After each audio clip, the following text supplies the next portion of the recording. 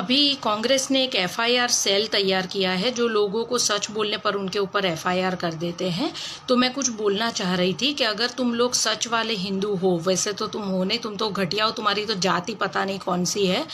दादी भी निकम्मी जो अपने पति का सरनेम नहीं लगा पाई, बाप भगोड़ा जो युद्ध के टाइम पे भाग गया था, नाना निकम्मा जो हिंदुस्तान पाकिस्तान करके एक वोट के बेस पर प्रधानमंत्री बन गया। मतलब तुम लोगों को भीख पे जीने की आदत है। तो इतने सारे घोटाले करके खुद की माँ बेल पे घूम रही है, मुफ्त के बंगलों में रह रहे हो, तो भी बेशर्मों की तरह लोगों को सवाल पूछते हो।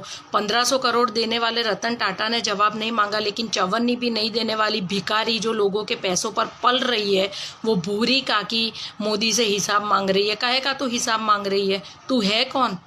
तूने क्या किया गरीबों के लिए? आज जब 1947 में इंडिया आज़ाद हुआ था और 1948 में चीन आज़ाद हुआ था, तो आज चीन वर्ल्ड में 2nd नंबर पर है और इंडिया 138 नंबर पर है। 70 सालों में तुम लोगों ने देश को आगे लाने के लिए कुछ किया नहीं है। किस चीज़ का तो हिसाब मांग रही है?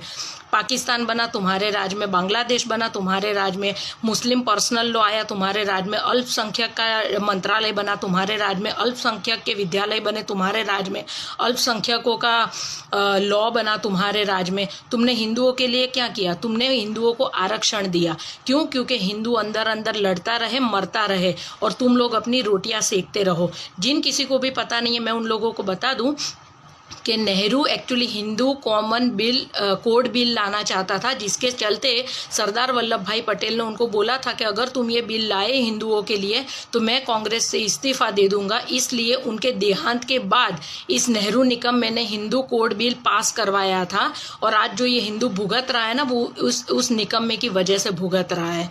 ठीक है। और दूसरा कि मोरारजी देसाई ने अपने एक उनका जो बुक है मेरा जीवन वृत्तांत, उसके 4, 5, 6 नंबर के पेज पर लिखा है कि पता नहीं क्यों मुझे ऐसा लगता है कि नेहरू को पहले से ही हिंदुओं के साथ अलग ही पूर्वाग्रह है और जो हिंदुओं से नफरत करते हैं।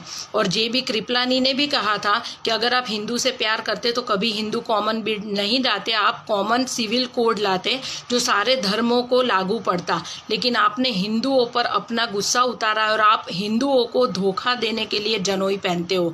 ये जेबी कृपलानी के शब्द है।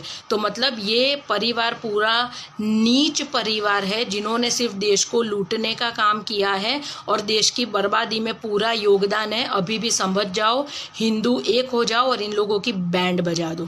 कांग्रेस मुक्त भारत करोगे तभी जाकर तुम्हारी जिंदगी सुधरेगी, वरना तुम्हारी जिंदगी ये लोग नर्क बना देंगे। इससे अच्छा तुमको नहीं समझा सकते हैं अब। वंदे मातरम।